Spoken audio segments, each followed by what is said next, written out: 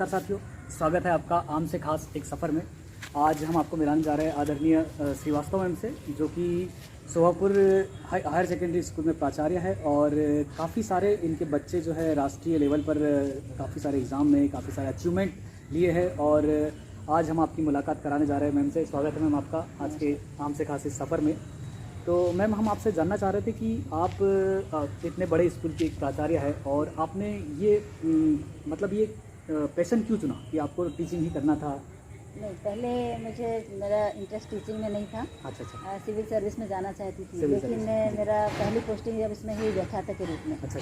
जब मैं बच्चों के बीच गई तो मुझे ऐसा लगा कि मैं बहुत सी सिविल सर्विस को तैयार कर सकती हूँ। जी। तो बच्चों के साथ जाकर उनकी प्रॉब्लम तक जाना कि क्यों वो ऐसा बिहेव करते हैं। हाँ। मुझे ऐसा लगा इस प्रोफेशन में जुड़ने में मैं कुछ सामाजिक कार्य भी कर समझ पाऊँगी, ये बच्चों को एक नैतिक शिक्षा देकर और अच्छे बच्चे तैयार कर पाऊँगी। बिल्कुल। तो बस उसको मैंने अपने कैरियर मतलब के ये रूप में कहा चुन जाए लिया। कि आपका सपना वहाँ अधूरा छूट गया था कि आपको सिविल सर्विसेज करना है, तो आप इन बच्चों में कहीं ना कहीं अपना सपना खोज रहे हो। हाँ, कि हम ऐसे बच्चे तैयार करें जो सिविल सर्विसेज में जाएं और समाज के लिए कुछ अच्छा कर सके। तो आपने हमें जब आपका स्कूल इतना प्यारा स्कूल आप मतलब आपने व्यवस्थाएं बना के रखी है।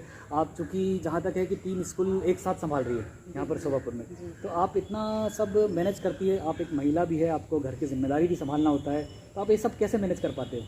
मेरा ये मानना है कि व्यक्ति कोई भी काम करे तो उसको पूरा 100% दे। बिल्कुल। तो जब मैं स्कूल में रहती हूँ तो मैं पूरा 100% स्कूल में देती हूँ। और मेरी सोच ये है कि जब बच्चा हमारे यहाँ पर आए तो वो इतने अच्छे माहौल में रहे, उसका बैठने का परिवेश, उसको सारी सुविधाएं मिल जाए कि उसको ये घर लगने लगे और वो बहुत अच्छी पढ़ाई कर सके। तो पढ़ाई के लिए बहुत ज़रूरी है माहौल देना। नहीं, एक खास चीज़ आपकी एक अच्छी लगी। हम काफ़ी सारे स्कूल विजिट करते हैं, तो जब इस परिसर में आए आपके जो इतना शानदार वातावरण है, हमको ऐसा लगा कि ये प्राइवेट स्कूल है। तो आप ये कैसे, जैसे इतने सारे स्टाफ को मैनेज करना और चूंकि आपको कुछ अलग करने के लिए उनसे कुछ ज़्यादा वर्क लेना पड़ता है उनके काम के अलावा, तो आप ये कैसे मैनेज कर पाते हैं? तो उसके लिए मैं क्या करती हूँ कि मैं अपने काम नोट करती हूँ डायरी में जी। कि जैसे मैं एक दो काम को नोट करके आती हूँ कि आज मुझे ये काम अपनी पढ़ाई के साथ साथ करवाना है और मेरा पूरा फोकस वैसे पढ़ाई पर रहता है। तो इसमें आपका स्टाफ भी सपोर्टिव रहता है? हाँ, स्टाफ भी हमारा सपोर्टिव है और बच्चे भी सपोर्टिव हैं। जब अपन खुद अच्छा कार्य करते हैं तो फिर सब मिलकर उनको ऐसा लगता है कि हम और अच्छा बनाएं। और अपन मॉनिटरिंग और मीटिंग के दौरान भी लोगों को बताते हैं कि अपन जिस फील्ड में है उसमें 100% दें, अच्छे बच्चे तैयार करें और बच्चों का सर्वांगीण विकास करें। तो हमारे यहाँ बहुत सारे ऐसे शिक्षक हैं जो भी एक्टिविटीज़ में लगाया जाता है वो बिल्कुल 100% देते हैं और आगे आके बच्चों को राष्ट्रीय स्तर तक ले जाना।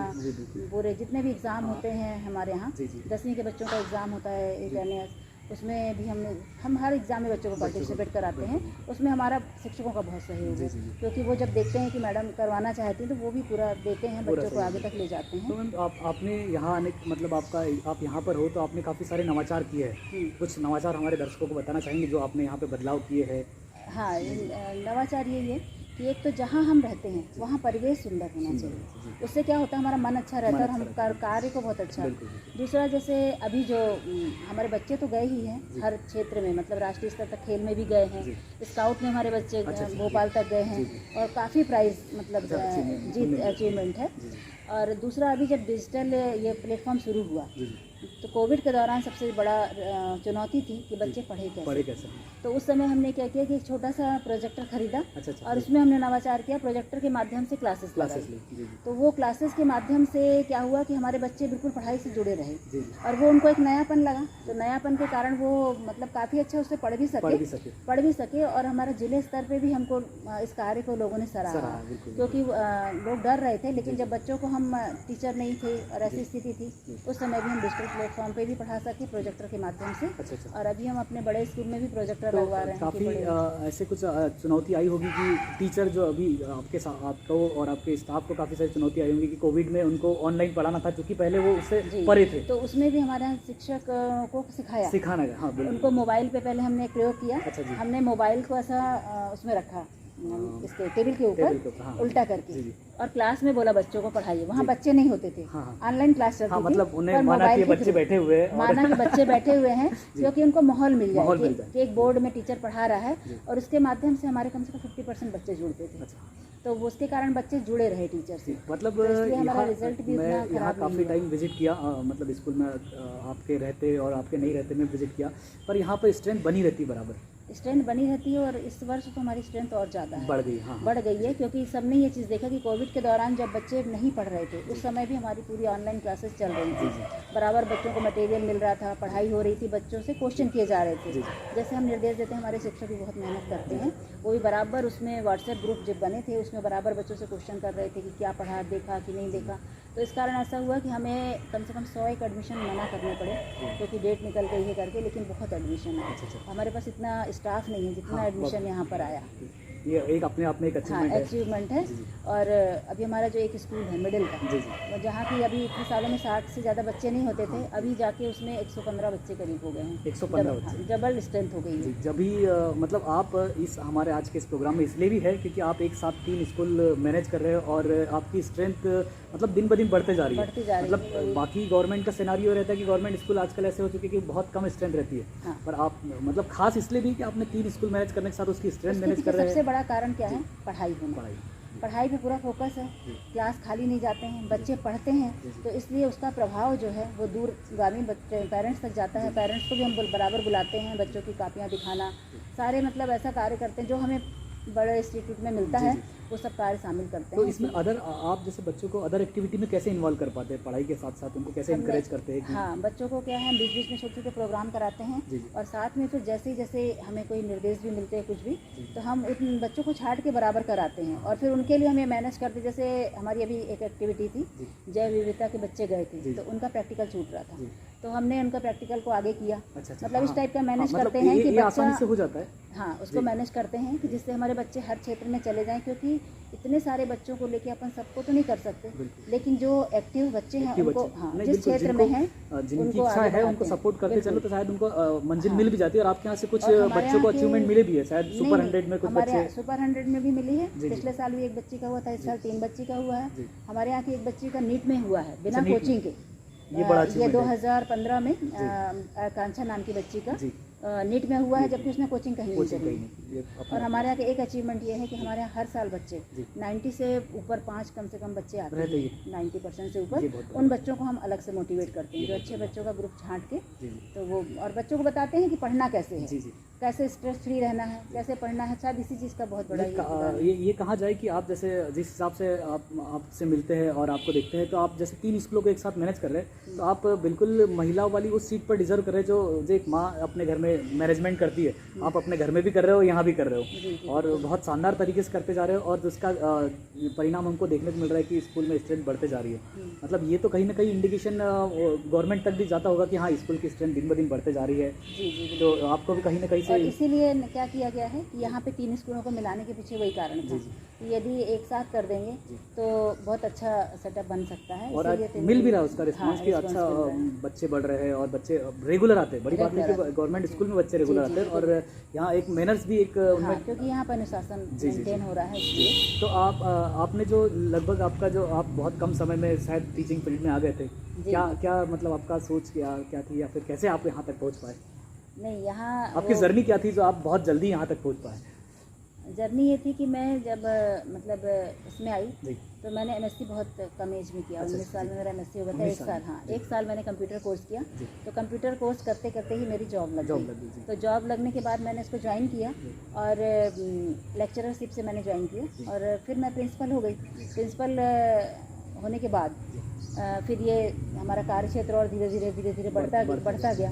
और जब प्रिंसिपल बन गए तो वैसा लगा कि नहीं, कुछ नया करना चाहिए, क्योंकि जब इतना बड़ा दायित्व मिला है तो अपने को बहुत अच्छे से निभाना पड़ेगा। तो इसमें आप जैसे अभी हम चैनल से जुड़े हैं और हम जैसे यहाँ मतलब आप कुछ अलग अलग एक्टिविटी करते हैं जिसमें बच्चों का रुझान भी आता है कि हाँ। और मैंने देखा जब आपका स्कूल विजिट किया, परिसर विजिट किया, तो काफ़ी सारे बच्चों को एक्टिविटी यहाँ देखने को मिली कि कहीं कुछ चित्र उकेरे हुए हैं, कहीं कुछ उन्होंने एक्टिविटी अलग करके रखी है। तो ये बच्चे ऑटोमेटिकली जुड़ जाते हैं या फिर आप उनको कुछ? नहीं, हम उनको इंकरेज करते हैं, उनको हर क्षेत्र में बढ़ाने की कोशिश करते हैं। हमारे यहाँ पेंटिंग के भी बहुत अच्छे बच्चे हैं, बहुत शानदार बच्चे हैं। हम उनको देखते हैं शुरू से, 9-10 से जो छोटी छोटी करवाते हैं उनका हम रजिस्टर बना के कि कौन सा बच्चा किसमें अच्छा। कुछ बच्चे संगीत में बहुत अच्छे हैं, कुछ पेंटिंग वगैरह कलाकारी में बहुत अच्छे हैं, कुछ नेतृत्व में बहुत अच्छे हैं। तो कभी आपके साथ ऐसा डिसीजन आता होगा कि कुछ बच्चे जैसे किसी कारणवश उनके परसेंटेज कम हो जाते होंगे, तो आप उनको कैसे मतलब समझाते हो कि हाँ मतलब उनका भले इस विषय में उनका विशेष ध्यान नहीं रहा हो, वो किसी अदर एक्टिविटी में निकल जा रहे हो, आप उसको कैसे एक्सप्लेन करते हो, मतलब उसको समझाना? हाँ, जैसे मान लीजिए कोई बच्चा जब कुछ नर्वस होता है तो हम उससे पूछते हैं उसकी प्रॉब्लम, उसको यही चीज़ बताते हैं कि बेटा जो एग्ज़ाम है वो एग्ज़ाम हमारे सिर्फ आकलन करता है कि हमारा प्रयास कहाँ तक था। तो इसलिए इस तरह के मोटिवेशन से बच्चे क्या होता है, एक बार नर्वस होकर भी फिर ऊपर आ जाते हैं। उनको ये लगता है कि नहीं, मतलब हमको टीचर बन के सफलता कभी मिल सकती है। कभी टीचर बन के पिताजी जैसे बिल्कुल, स्ट्रिक्ट भी रहना parents पड़ता है जैसे और strict भी रहना कभी पड़ता माँ है। जैसे मतलब हाँ, बच्चों प्यार के से साथ, समझाना भी हाँ, पड़ता है, बच्चों के साथ कदम कदम पर उनके साथ हाँ, चलना होता और है। बच्चों की पर्सनल प्रॉब्लम भी पूछनी पड़ती बिल्कुल, है। बिल्कुल। कई बार बच्चों के घर में बहुत सारी प्रॉब्लम्स होती जी। हैं, यदि अपन ने उनसे पूछ लिया तो अपन फिर उस हिसाब से उनको टैकल उसके करते हैं। बिल्कुल। तो इस तरह से क्या है कि बच्चों से अपने को पूरा मतलब तह जुड़े तक रहना जुड़ना, पड़ता है, बिल्कुल, जुड़े तह रहना तक जाना पड़ता है, पड़ता तह तक जाना पड़ता है। तो आज हमारे इस चैनल के माध्यम से आप समाज में क्या बदलाव करना चाहते हैं या फिर समाज से क्या अपील करना चाहते हैं कि वो ऐसा कुछ करे ताकि उनके भी क्षेत्र में अपने अपने क्षेत्र बढ़ते रहे और कुछ बदलाव समाज में आए? मैं तो सिर्फ समाज से यही चाहती हूँ कि जो हर पेरेंट्स है जी वो पेरेंटिंग बहुत अच्छी जी करे। जी बच्चे को गलत करे या सही करे, बच्चे से जुड़े जुड़े रहे रहे। और वो उसकी गलत चीज़ों पे समझाए, डांटे नहीं। बिल्कुल। क्योंकि बच्चा कब दूर हो जाता है जब पेरेंट्स डांटते डांटते हैं। हैं, तो उनका ज़रूरी ये है कि वो बच्चों को समझाएं, जुड़े रहें। और मेरा संदेश तो यही है कि पेरेंटिंग इतनी अच्छी होनी चाहिए जिससे हमारा बच्चा जब अच्छा रहेगा, हर घर का बच्चा अच्छा रहेगा तो समाज हमारा अच्छा हो ऑटोमेटिकली जाएगा। बिल्कुल। Automatic इसमें समाज अगर अच्छा हो देश जाएगा। के भविष्य का अगर निर्धारण करना है तो वो पेरेंट्स कर सकते हैं और टीचर्स कर सकते हैं, टीचर्स इसके कर अलावा और सकते कोई हैं। नहीं कर सकता। हाँ, तो ये जो बच्चे हैं इनको क्या है कि यदि सही दिशा दी जाए जी। और सही तरह से उनको मोटिवेट किया जाए जी, जी। तो वो क्या यदि कुछ गलती करते भी हैं तो उनमें सुधार ला बिल्कुल, देते हैं बिल्कुल। और चेंज तो दिखाई ये पड़ता कहा है। जाए कि आपके तरफ से ये संदेश है हमारे दर्शकों की कि हमें अपना घरेलू माहौल फ्रेंडली रहना चाहिए, बहुत अच्छा होना चाहिए, बच्चा अपनी हर प्रॉब्लम शेयर कर हर प्रॉब्लम शेयर कर सके, उसको उसको मम्मी और पापा किसी से संगत को ढूंढना नहीं पड़े कि अपनी नहीं पर्सनल ढूंढना समस्याएं पड़े। बताने के लिए बच्चों के साथ पेरेंट्स का जो बिहेव है वो एक दोस्ताना होना दोस्ताना चाहिए। होना चाहिए। वो इतना उसको बोल के रखना चाहिए कि बेटा तू गलती भी करेगा तो भी मुझे बता, बिल्कुल। मैं उसको सॉल्व करूँगी। बिल्कुल। तो वो बच्चा क्या करेगा, कहीं और नहीं ढूंढेगा, गलत संगत में भी नहीं जाएगा और अपने पेरेंट्स से बताएगा, शेयर करेगा। बिल्कुल। जो कि हमारे यहाँ जो अभी गैप देखा जा रहा है कि बच्चे डर के मारे अपने पेरेंट्स को नहीं बताते। कई जगह ऐसा होता है कि और कई वो सारी डर चीजें शेयर ही नहीं कर पाते। शेयर नहीं करते हैं, उसके कारण ही समाज में फिर वो बदलाव, गलतियाँ दिखने मिलती बिल्कुल, हैं। बिल्कुल। तो पेरेंट्स को ये समझना चाहिए कि हम बच्चे से इतना जुड़े रहें कि उसकी हर एक्टिविटीज़ में उसको सपोर्ट करें, सपोर्ट करें। जिससे वो अपनी गलतियाँ भी हमको बता सकें। बिल्कुल, बिल्कुल। तो इसमें और हमने अपने बच्चों को भी यही शिक्षा दी जी। कि वो कभी भी मतलब तुम्हें कोई भी प्रॉब्लम आए तो सबसे पहले हमसे बताओ। बिल्कुल, बिल्कुल। मैं इतना क्या फ्रैंक करूं? रखा हुआ है इतना फ्रैंक रखा है कि हम क्या करेंगे, हम तुमको सिर्फ डांटेंगे लेकिन तुमको गलत करने से रोक लेंगे। तुमसे। तो बच्चों को भी हमने बोला कि तुमसे गलती भी हो जाए तो भी तुम्हें बताना है। बिल्कुल। तो इसी तरह से हम बच्चों से भी ये बोलते हैं कि भाई क्या प्रॉब्लम है, आप बताओ बेटा क्या चीज़ है। बिल्कुल। तो वो बच्चे क्या होता है फिर जब अपन बच्चों से जुड़े रहते हैं तब निश्चित तौर पे वो अपनी प्रॉब्लम शेयर करते हैं और अपन देखते हैं कि इसका कुछ समाधान निकल पाए, या कहने का मतलब कि अगर मन की भड़ास पेपर पर या कहीं कह दी जाए तो वो चीज़ें खत्म हो और जाती है। दूसरी एक बहुत ज़रूरी बात यह है कि यदि अपने को बच्चे को समाज को अच्छा बनाना है तो पेरेंट्स को भी एक लिमिटेड व्यवहार करना होता है। बिल्कुल, बिल्कुल। उन्हें भी गलत आदतों का घर में ध्यान, उसको समावेश विशेष ध्यान नहीं, विशेष ध्यान रखना पड़ता है कि भाई यदि हम गलत करेंगे तो क्योंकि फिर बच्चा बच्चे बात सुनता नहीं है, बच्चा देखता है कि वो क्या कर रहा है, देखता उसको है, अडॉप्ट करते हैं। वो कॉपी करता है। हाँ, बिल्कुल। वो किसी के यदि- सुनने या कहने पे नहीं होता है, वो यदि देख मान के लीजिए अडॉप्ट कि करता अपने है। यहाँ जैसे ये अपना जो क्षेत्र है यहाँ पे जो देखा मैंने, जैसे ये माइंस एरिया है तो यहाँ पे बुरी लत ज़्यादा है लोगों में। तो वो चीज़ों को पेरेंट्स को भी कंट्रोल करना बहुत ज़रूरी है क्योंकि बच्चा जो देखेगा वही सीखेगा, वही अडॉप्ट करेगा। तो हमें मतलब बच्चों का लालन पालन करते हुए विशेष ध्यान रखना है, टीचर्स को हो चाहे पेरेंट्स को हो चाहे बच्चे की संगति वालों को हो। हाँ, बहुत ध्यान से उनको मैनेज करना होता है क्योंकि वो समाज का निर्माण करते हैं, इसलिए एक एक चीज़ पर फोकस होना बिल्कुल, चाहिए। बिल्कुल। तो निश्चित ही हमारे दर्शक उसको फॉलो भी करेंगे और अपने घर का माहौल भी ऐसा बना के रखेंगे कि बिल्कुल फ्रेंडली रहे, हर समस्या घर में सीमित रहे, घर में समस्या का समाधान भी हो जाए और आसानी से भी हो पाए। तो और कुछ कहना चाहेंगे हमारे दर्शकों से आप?